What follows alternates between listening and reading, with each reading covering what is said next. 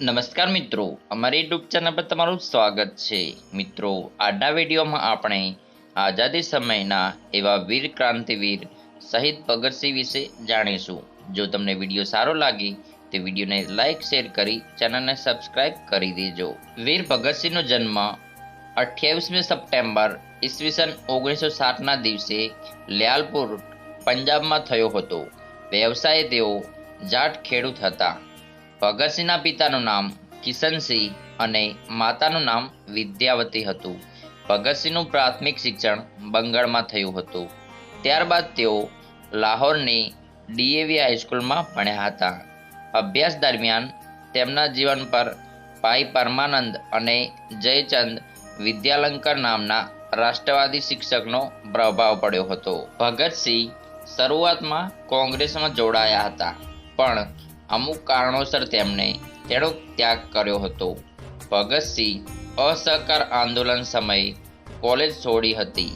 તે પછી તેઓ રાષ્ટ્ર સેવામાં જોડાઈ ગયા હતા। તેઓ હિન્દુસ્તાન સોશિયાલિસ્ટ રિપબ્લિકન એસોસિએશનના સભ્ય બન્યા અને આગળના સમયમાં મહામંત્રી પણ બન્યા હતા। ઈસવીસન 1925માં નવજવાન ભારત સભાની સ્થાપના કરી, જેથી તેમને સુખદેવ, યશપાલ, ભગવતી, ચરણ વોહરા, ચંદ્રશેખર આઝાદ, યતીન્દ્રનાથ દાસ જેવા વીર ક્રાંતિકારીઓનો ભેટો થયો। તેઓ યતીન્દ્રનાથ દાસ પાસે બોમ્બ બનાવતા શીખ્યા અને 1926માં દશેરાના દિવસે એક બોમ્બ ફેંક્યો, જેમાં તેમની ધરપકડ કરવામાં આવી, પણ ભગતસિંહના વિરુદ્ધ કોઈ પુરાવા ન મળ્યા હોવાથી તેઓ છૂટી ગયા। અન્ય મોટી ક્રાંતિઓ વિશે ઊંડો અભ્યાસ કર્યો હતો અને તેઓ તેમના સાથીઓને પણ વાંચન માટે આગ્રહ કરતા હતા। તેમના પિતા કિશનસિંહ તેમના લગ્ન કરવાનું નક્કી કર્યું છે તે વાત જાણી તેઓ લાહોરથી નાસી છૂટ્યા હતા અને ગુપ્ત વેશે દિલ્હીમાં જઈ રહ્યા। થોડા સમય બાદ કાનપુર ગયા અને ત્યાં અર્જુન તથા પ્રતાપ નામના સામયિકમાં લેખો લખી ગુજરાન ચલાવ્યું। ભગતસિંહ જ્યારે લગભગ 12 વર્ષના હતા ત્યારે જલિયાવાલા બાગ હત્યાકાંડ થયો હતો। આ વાતની જાણ થતાં ભગતસિંહ 20 કિમી પગે ચાલી જલિયાવાલા બાગ પહોંચ્યા હતા। અસહકાર ચળવળ એ વર્ષો સુધી ચાલી હતી। આ ભારતીય સ્વાતંત્ર્ય સંગ્રામનો મહત્વ તબક્કો હતો। આ ચળવળ 1920થી શરૂ થઈ અને ફેબ્રુઆરી 1922 સુધી મહાત્મા ગાંધીના નેતૃત્વ હેઠળ ચાલી હતી। ભગતસિંહ અસહકાર આંદોલન સમયે કોલેજ છોડી હતી। 1928માં સાયમન કમિશનના બહિષ્કાર માટે ભયાનક પ્રદર્શનો થયા હતા અને તેમાં ભાગ લેનારા પર અંગ્રેજ સરકારે લાઠીચાર્જ કરતા લાલા લજપતરાય ઘાયલ થયા હતા। થોડા સમય પછી તેમનું મૃત્યુ થયું હતું।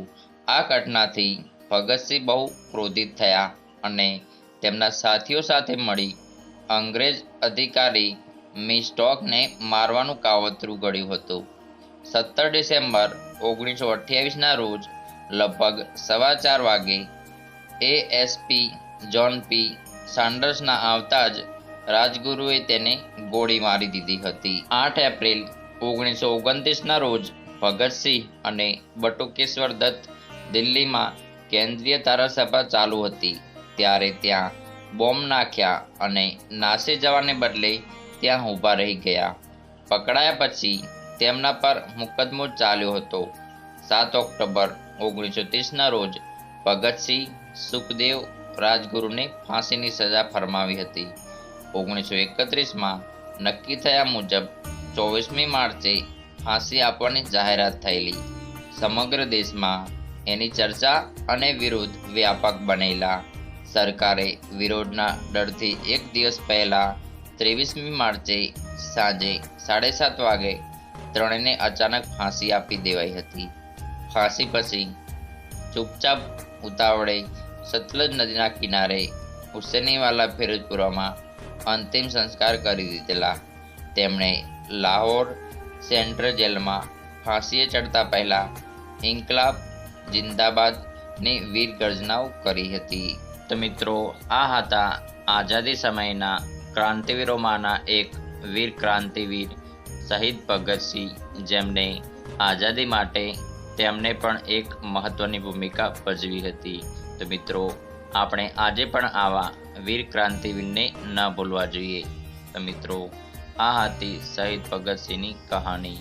જો તમને આ વિડીયો ગમ્યો હોય તો વિડીયોને લાઈક શેર કરી ચેનલને સબસ્ક્રાઈબ જરૂર કરી દેજો.